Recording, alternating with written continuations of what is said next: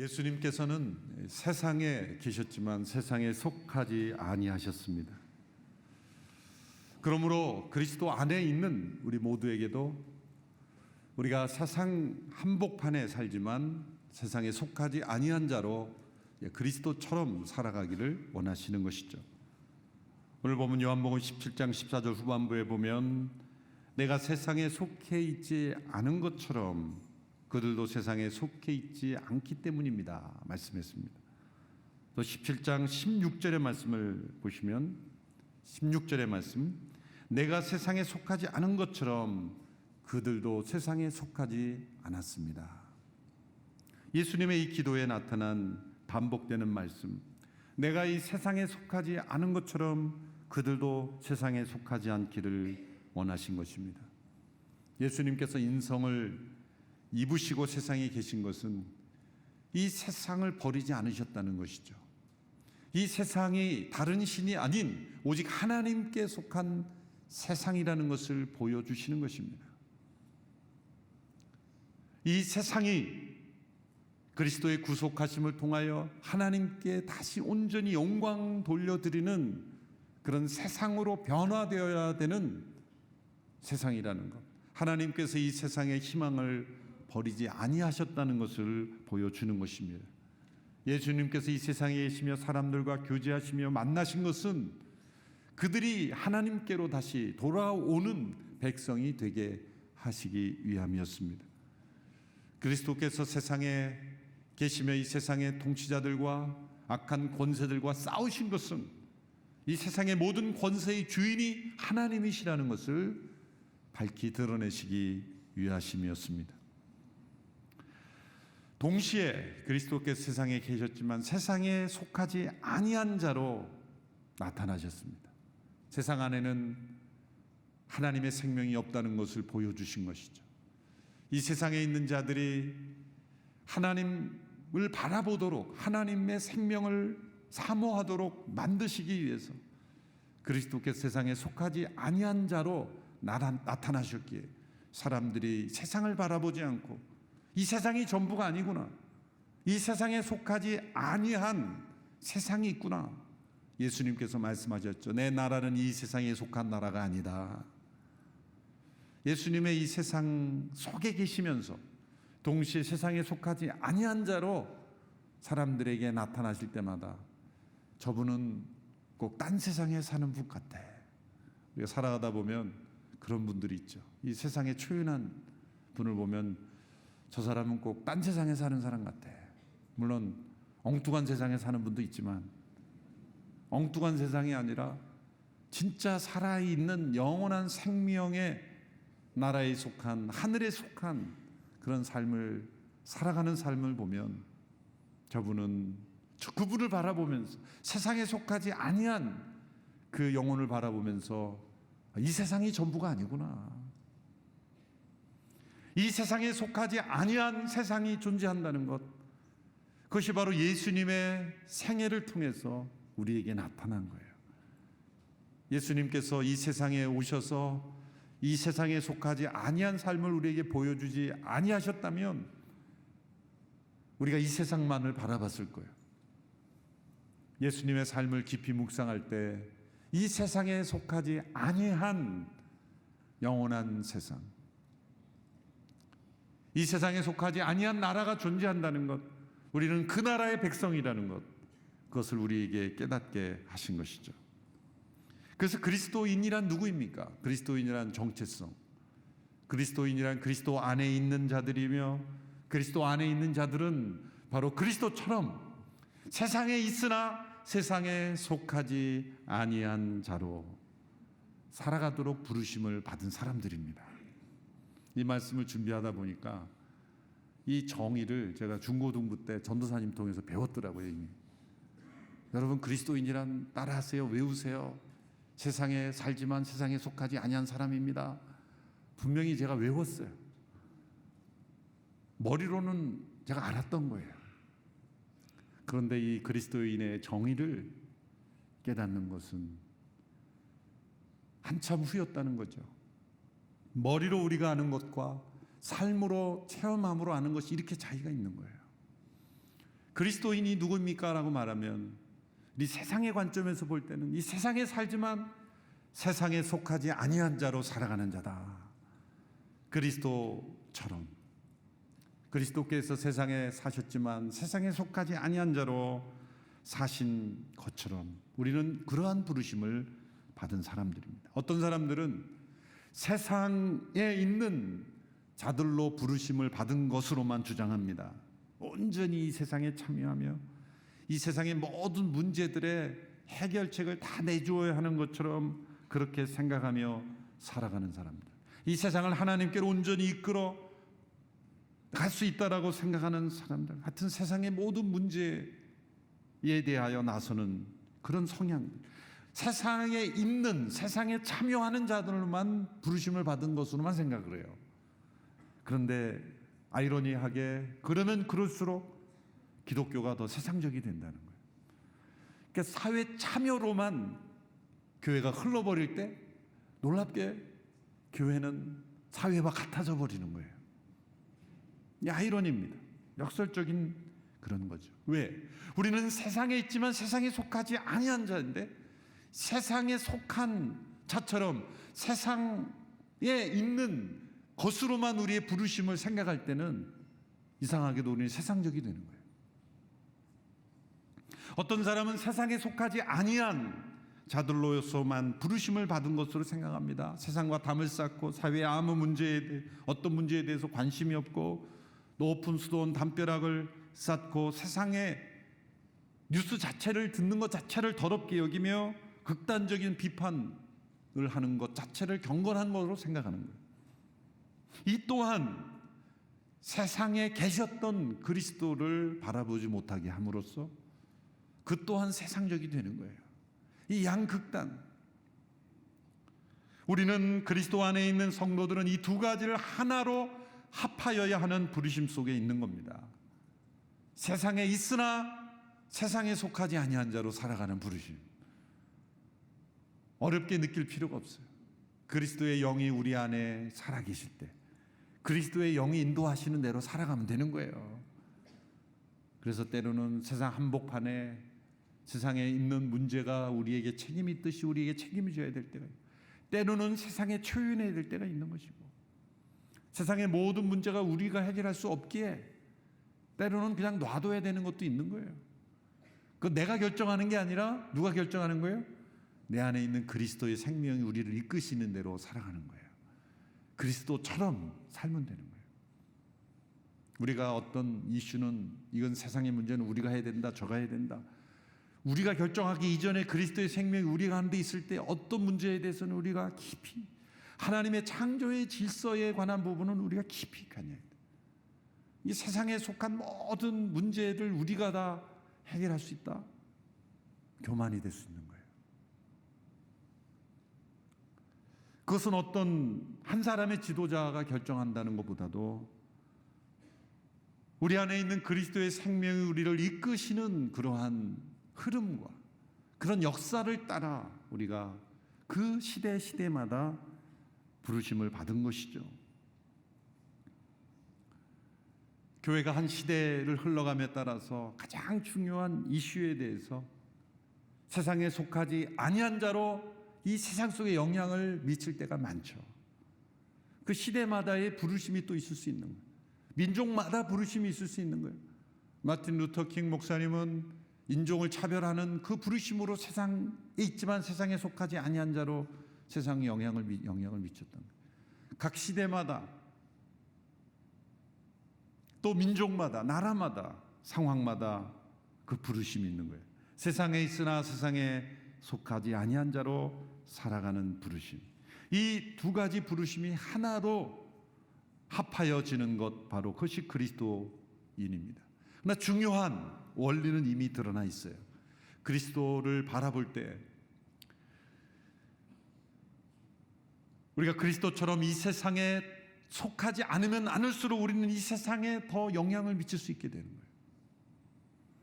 세상에 속하지 않은 만큼 우리는 세상에 더 관여할 수 있게 되는 거예요. 이 세상의 정신과 원리와 흐름에 자유로워질수록 우리는 세상을 더욱더 변화시킬 수 있는 영향력이 우리에게 주어지는 겁니다. 우리가 세상에 속하지 않을 수 있는 것, 그것은 오직 그리스도와 친밀하게 연합되는 것뿐입니다. 이 세상에 대하여 못 박힌 자가 되는 것이죠. 세상의 권세로부터 자신을 끌어낼 수 있을 때만 우리는 이 세상에 진정한 영향력을 미칠 수 있는 거예요. 이 세상에 큰 영향력을 미쳤던 그리스도인들을 보십시오. 모두가 이 세상에 속하지 아니한 자로 살았기에 그들은 세상에 영향을 주었던 거예요. 이 세상에 속하지 아니한 자로서의 그 영성과 능력이 없을 때, 그 본질이 없을 때는 세상에 휩쓸려 버린 거예요. 예수님의 이 기도에 나타난 이 기도처럼 우리가 세상에 속하지 아니한 자로 세상에 거할 때 우리는 세상의 복이 되고 세상의 소금이 되고 빛이 되는 것입니다. 세상에서 분리되는 것이 아닙니다. 이 세상 한복판에 살면서 우리는 세상에 속하지 아니한 자로 존재할 때 이 땅에서 그리스도의 살아계심을 보여주게 되는 겁니다. 오늘 예수님의 이 기도문에는 우리가 그리스도처럼 세상에 있으나 세상에 속하지 아니한 자가 되었을 때의 상태를 설명해 주고 있습니다. 첫째는 그리스도의 기쁨, 주님의 기쁨이 우리 가운데 충만하게 누리게 되는 겁니다. 17장 13절의 말씀을 보십시오. 같이 한번 읽어볼까요? 시작. 그러나 이제 나는 아버지께로 갑니다. 내가 세상에서 이것을 말하는 것은 내 기쁨이 그들 속에 충만하게 하려는 것입니다. 예수님은 16장부터 계속 이 기쁨에 대해서 설명하셨습니다. 세상에 속하지 아니한 자의 영성의 핵심은 무엇인가?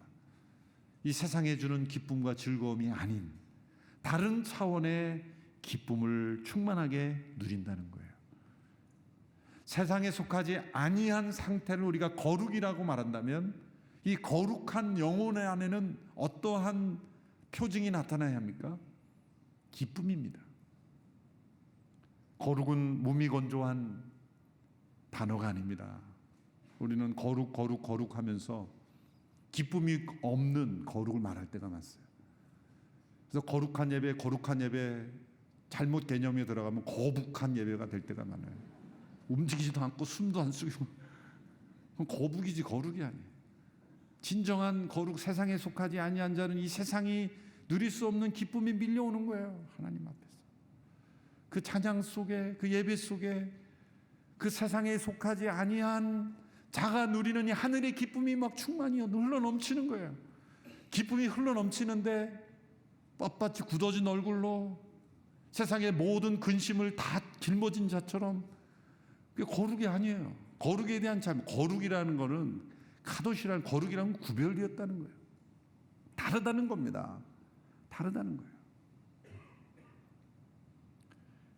바리새라는 말도 구별되었다는, 원래 좋은 단어입니다. 무엇이 구별된 겁니까? 세상에 없는 기쁨이 우리 가운데 있기에 우리는 구별된 거예요. 진정 세상에 속하지 아니한 거룩은 주님의 기쁨이 우리 가운데 충만하게 넘쳐나는 것이죠. 이 기쁨이란 슬픔이 없는 상태가 아닙니다. 예수님의 기쁨은 슬픔이 없는 게 아니라 슬픔이 변화된 기쁨입니다. 이 세상의 기쁨은 슬픔을 무엇인가로 대체하는 거예요. 그러나 예수님 말씀하신 기쁨은 슬픔이 변화된 기쁨이에요.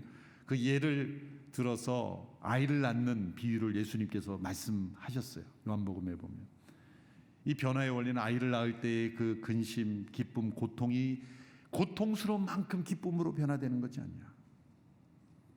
세상과 다른 주님의 기쁨이 우리 가운데 충만하게 넘쳐날 수 있게 되는 것, 이러한 삶을 우리에게 허락하셨습니다.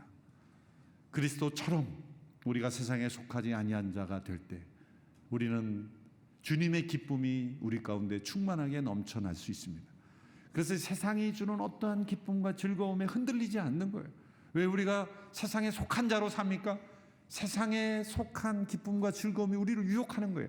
기쁨이 없는 게 아닙니다. 즐거움이 없는 게 아니에요.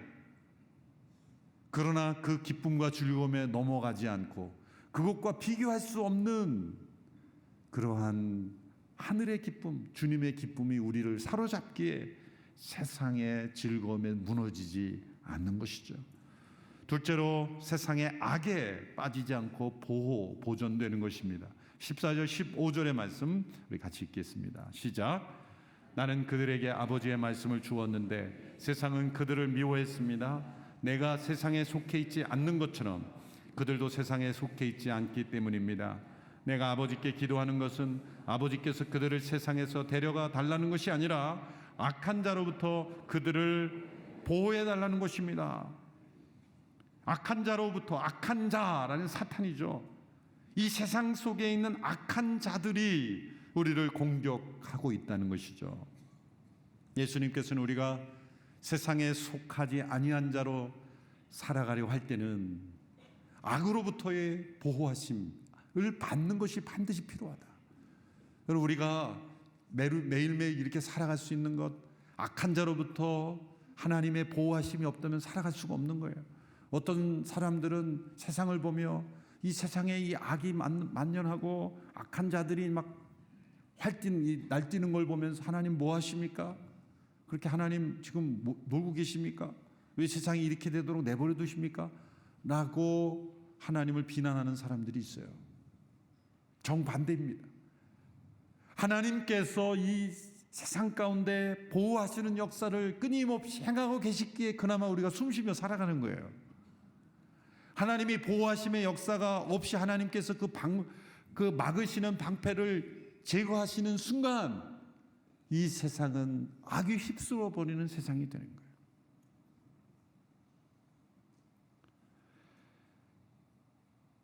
이 세상은 우리가 상상할 수 없는 악의 위험 속에 있어요. 가끔 뉴스에서 끔찍한 사건 사고가 나지만 그것과 비교할 수 없는 악한 존재가 이 세상 속에 있습니다.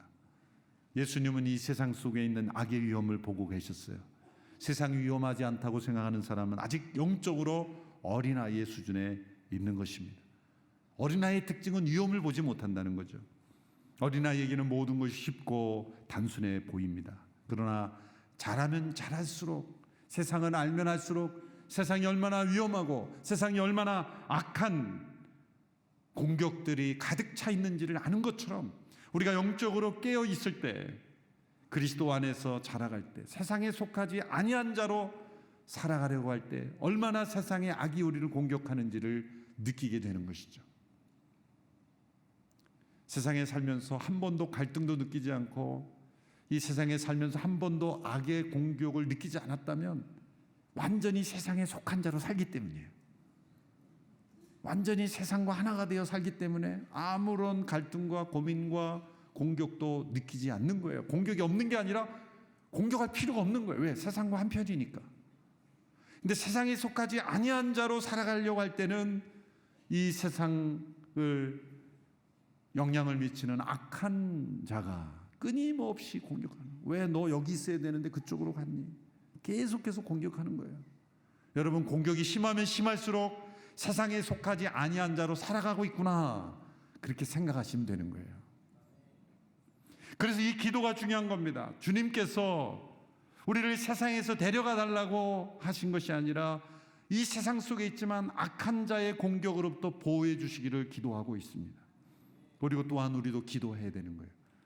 그래서 그리스도처럼 이 세상에 있으나 세상에 속하지 아니한 자로 살아갈 수 있는 거예요. 세 번째는 더욱더 적극적으로 악에 빠지지 않고 보존되는 것이 아니라 세상 한복판에서 하나님의 뜻을 이루는, 하나님께 헌신된 자로 자신을 드리는 것입니다.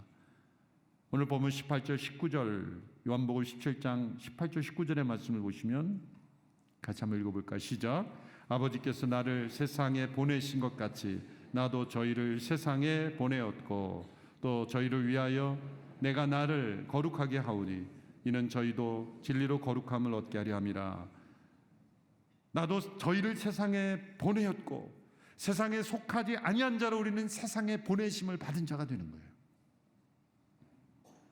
이 사도라는 단어, 영어로는 아포스톨이라는 단어를 헬라어는 아포스톨로스, 보냄을 받은 자라는 거예요.